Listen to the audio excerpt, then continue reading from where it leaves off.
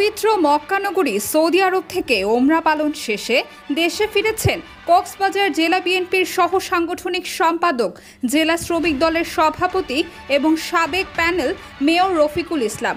প্রায় 2 সপ্তাহের সফর শেষে বুধবার 9 এপ্রিল বিকাল 4:30টার দিকে কক্সবাজার বিমানবন্দরে পৌঁছান তিনি। তাকে স্বাগত জানাতে দুপুর থেকেই বিমানবন্দর এলাকায় জমায়েত হতে থাকেন জেলা ও উপজেলা পর্যায়ের বিএনপি, যুবদল, শ্রমিক দল, স্বেচ্ছাসেবক দল ও ছাত্রদল সহ অঙ্গ সংগঠনের বিপুল সংখ্যক নেতাকর্মী। হাতে ফুল আর মালা নিয়ে তারা অধীর অপেক্ষায় থাকেন প্রিয় নেতার জন্য।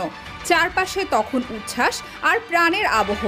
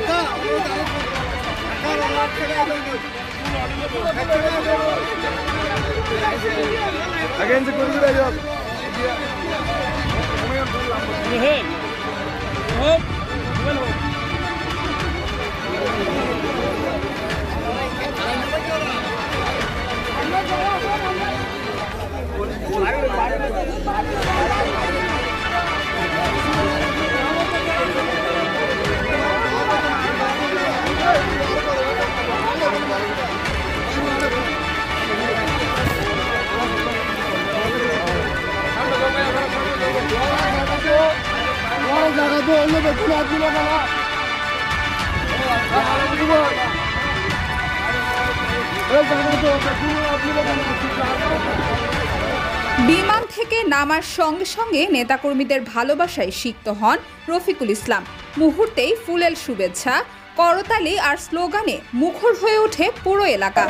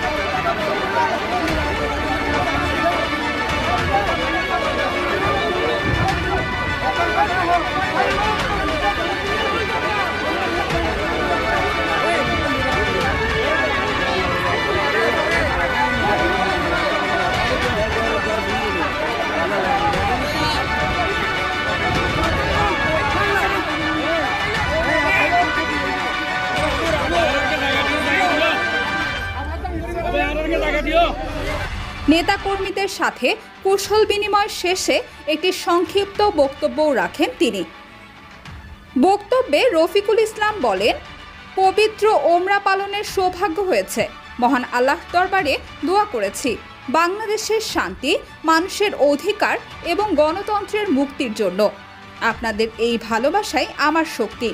ঐক্যবদ্ধ থাকলে আমরা বিজয়ী হব। দেশ সংগঠন করলে সংগঠন কোনোদিন বেইমানি করে না। তারা তিলে তিলে এই আওয়ামী লীগের বিরুদ্ধে লড়াই করেছে, রাজপথে থেকেছে, মামলা হয়েছে, হামলা হয়েছে, জেলে গেছে। এই তৃণমূলের কর্মীদের প্রাণ আজকে সম্বর্ধনা। এই তৃণমূল ভাইয়েরা যে তারা যে আজকে অগাধ ভালোবাসা দেখিয়েছেন, আজকে আমি যে ওমরা হজ থেকে এসেছি, আপনাদের জন্য মহান রব্বুল আলামিনের কাছে দোয়া করি আগামী দিনে আপনারা অতিথির নিয়ে রাজপথে ছিলেন, আগামীতেও থাকতে হবে। আমাদের আন্দোলন এখনো অব্যাহত আছে যতক্ষণ না পর্যন্ত আমরা এই গণতন্ত্রের সরকার প্রতিষ্ঠিত করতে পারবো না, এই জনগণের সরকার প্রতিষ্ঠিত করতে পারবো না, ততদিন পর্যন্ত আমরা রাজপথে আছি ইনশাআল্লাহ। প্রান্ত থেকে এসে এরপর নেতাকর্মীরা তাকে মোটরসাইকেল শোডাউন ও গাড়ি বহরের মাধ্যমে কক্সবাজার শহরের বিভিন্ন সড়ক প্রদক্ষিণ করে নিয়ে যান তার নিজ বাসভবনে।